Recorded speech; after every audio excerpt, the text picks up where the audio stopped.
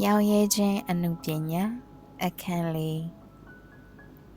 အမိုက်များရှင်းလင်းခြင်းနဲ့မျှော်မှန်းမထားတဲ့အပြောင်းအလဲ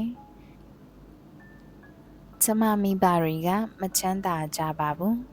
ကျမကလူရှိရောက်ခိုးလုံဖို့အိတ်ခမ်းနှခမ်းမဲရှိတဲ့အစိုးရအိမ်ယာမှာကြီးပြင်းခဲ့ပါတယ်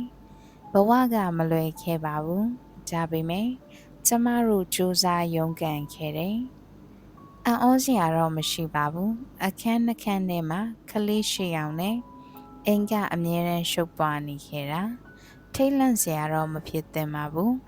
ကျမအင်ကြီးအားလုံးကသူများဝတ်ပြီးသားအကြတွေပဲအသိရဘူးသလားကျမမမှတ်မိဘူးအဖေကအချိန်အများစုကိုမြို့ပြင်မှာအလုပ်သွားလုပ်တယ်ဒါနဲ့အမေရဲ့ကျမတို့ကလေးတွေရဲ့နဲ့ပဲရှိနေခဲ့တယ်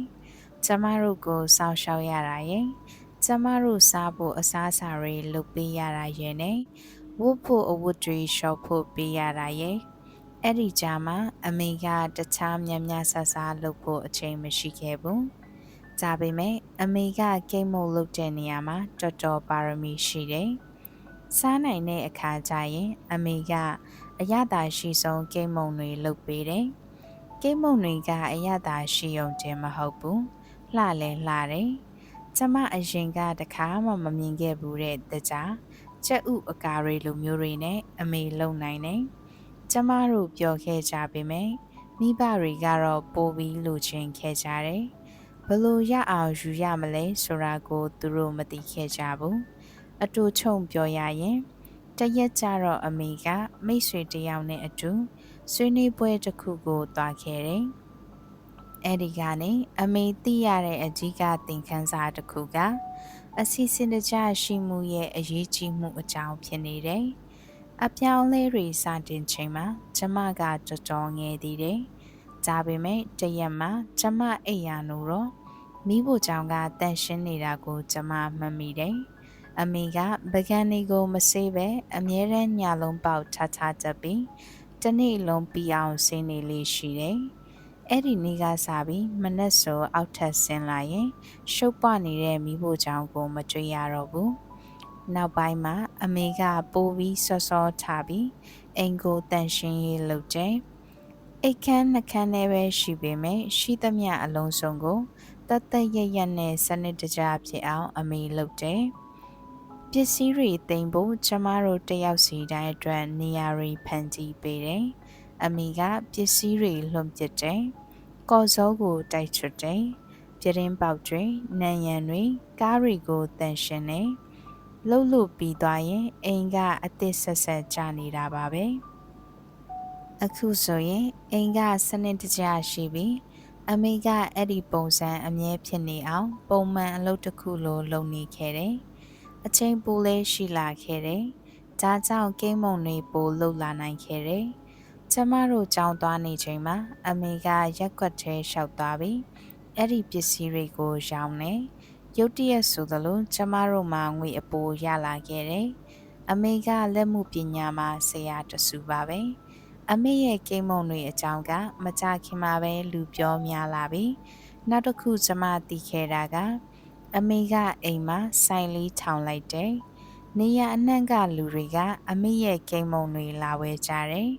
နှစ်အတွင်းမှာပိုချီးတဲ့အိမ်တစ်လုံးဝယ်ဖို့ကျမတို့ငွေအလုံးလောက်ရှိသွားခဲ့တယ်အဖေအလုပ်ထွက်ပြီးဆိုင်ဖွင့်နေမိဘတွေတန်းကျွေတတိတွေဖြစ်လာခဲ့တယ်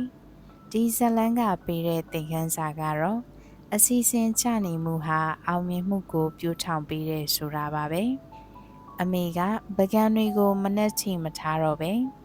ညဘက်မှာစီကြောတဲ့အခါမှာဒါတွေကဒေါ်လာတန်းချီတဲ့လုပ်ငန်းတစ်ခုစီကိုဦးတည်သွားမယ်ဆိုတာအမေမသိခဲ့ပါဘူးဒါပေမဲ့အဲ့ဒီလိုလုပ်တာကအိမ်ရဲ့ကျန်တဲ့အပိုင်းတွေကိုစနစ်တကျဖြစ်စေအောင်အမေကိုစိတ်ခွန်အားပေးခဲ့တယ်အဲ့ဒီနောက်အားလက်ချိန်တွေရလာတာကိုအမေသိလာတယ်ကျမတို့တွေအနေနဲ့အခြေခံတွေကိုဂရုမစိုက်မချင်းဘဝမှာနောက်တစ်ဆင့်ကိုတက်နိုင်မှာမဟုတ်ပါဘူး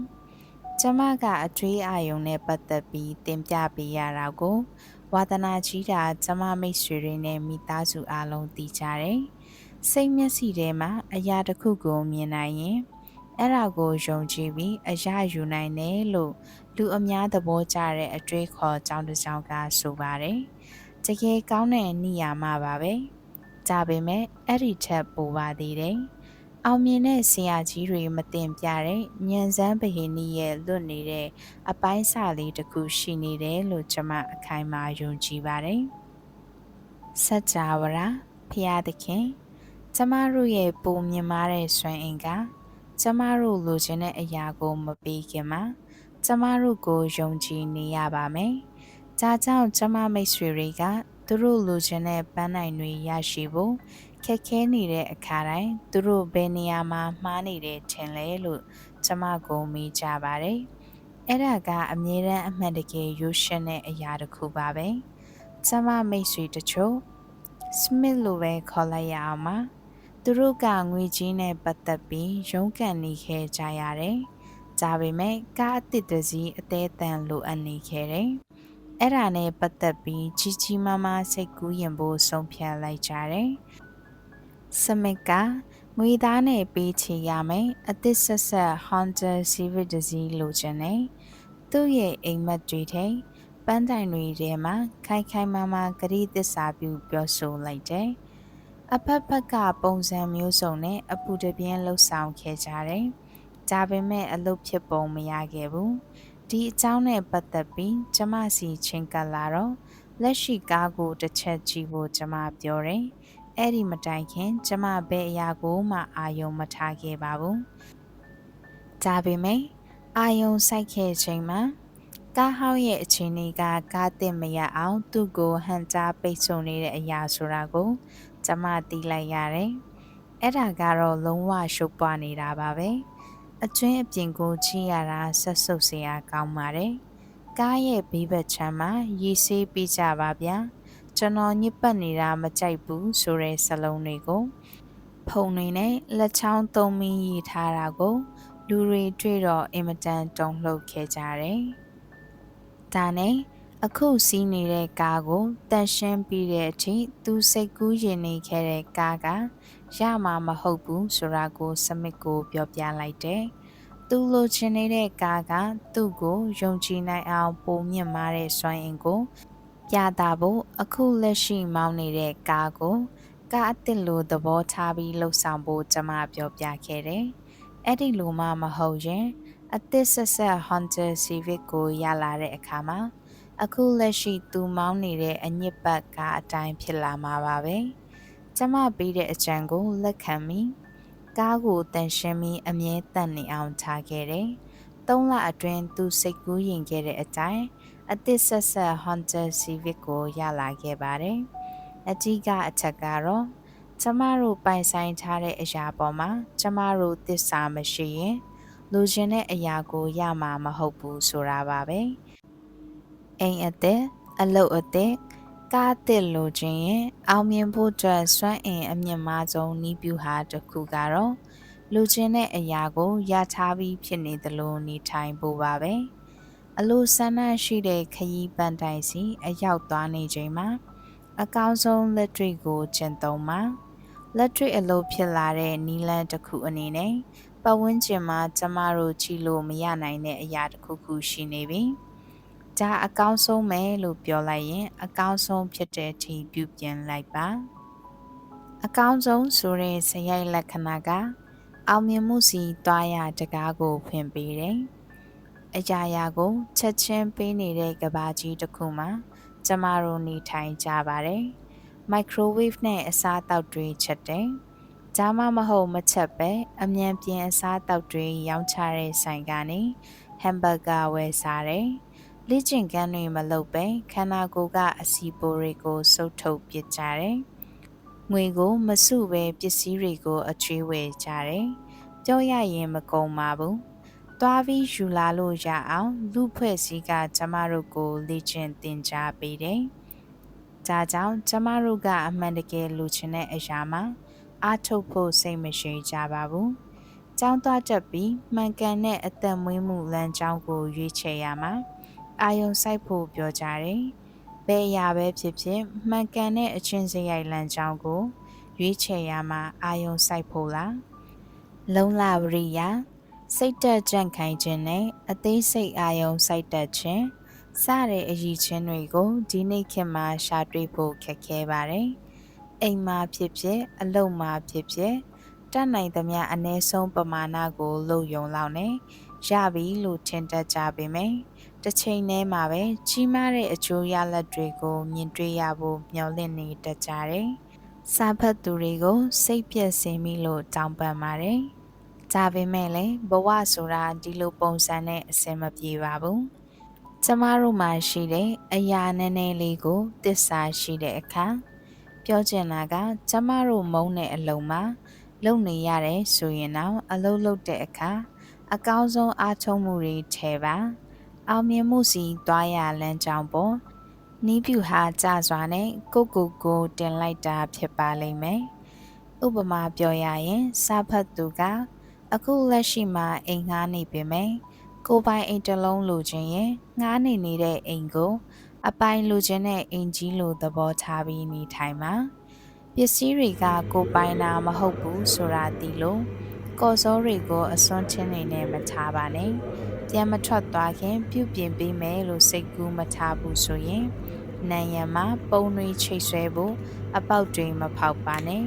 ကျမတို့ကတခြားသူတူပိုင်ဆိုင်တဲ့ပစ္စည်းပေါ်မှာယုံကြည်မှုမရှိရင်